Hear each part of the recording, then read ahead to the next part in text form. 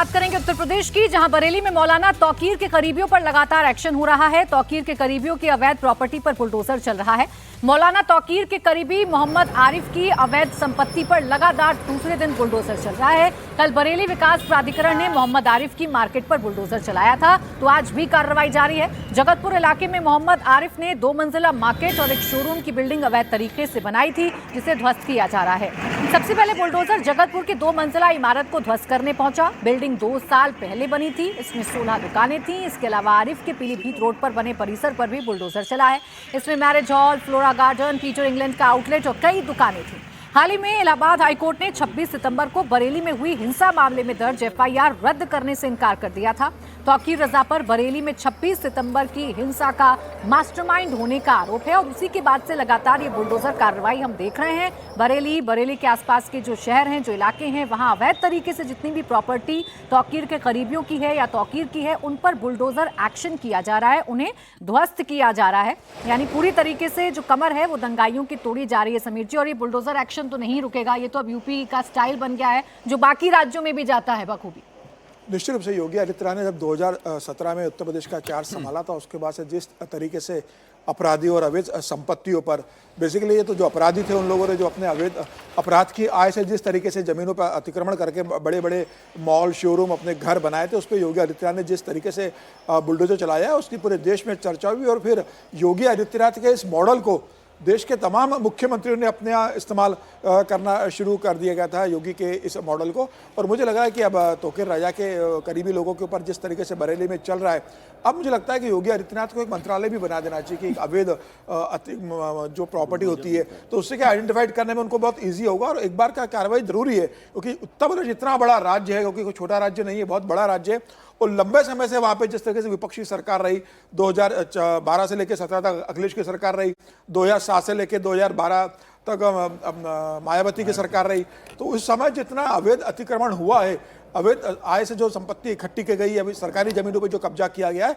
मुझे लग रहा है कि उत्तर प्रदेश में लगातार कार्रवाई करने की जरूरत है। एक विभाग बनेगा तो वो हर जिले के अंदर, हर शहर के अंदर ऐसे अपराधियों ने सरकारी जमीनों पर जो कब्जा हुआ है वो आइडेंटिफाइड होगा। और मुझे लग रहा है ये लगातार चलने वाली प्रक्रिया होना चाहिए। सिर्फ ये नहीं कि तौकीर राजा के कुछ करीबी लोग पकड़ाई में आ गए तो उनकी बिल्डिंग गिरा दी गई और फिर ये विभाग शांत हो जाए।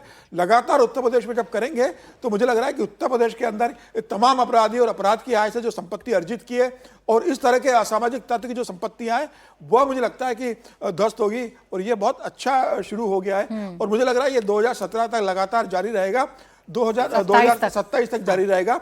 17 से लगेगा 27 तक का, 10 साल का अगर योगी जी का कार्यकाल जब देखेंगे तो सबसे बड़ी उपलब्धि में आएगा कि योगी आदित्यनाथ ने सरकारी जमीन पर जो अवैध कब्जा हुआ था वो छुड़ाकर वहां सरकारी स्कूल बनवाए, अस्पताल बनाए और गरीबों के लिए जो प्रधानमंत्री आवास योजना है उसमें उस जमीन में गरीबों के लिए मकान बनकर गरीबों को रहने के लिए मकान दिए। मुझे लग रहा है जब भारतीय जनता पार्टी अपना घोषणा पत्र बनाएगी तो उसमें इस बात का जरूर उल्लेख होगा कि योगी आदित्यनाथ ने कैसे उत्तर प्रदेश के अंदर सरकारी जमीन को लोगों से मुक्त कराकर आम जनता के सुविधा के लिए, उनकी मदद के लिए जमीन का इस्तेमाल किया। इसका जिक्र तो बिहार में योगी गए थे तब भी किया था कि हमने माफियाओं की जो अवैध संपत्ति थी उस पर बुलडोजर चलाकर गरीबों के लिए आशियाने बना दिए हैं। लेकिन एक और बात है यहाँ विजय जी की अपराध किया है, आप किसी दंगे में शामिल हैं, तभी प्रशासन की नजर आप पर पड़ेगी और तभी अवैध कब्जा आपको अवैध कब्जा लगेगा और तभी ये बुलडोजर गरजेगा।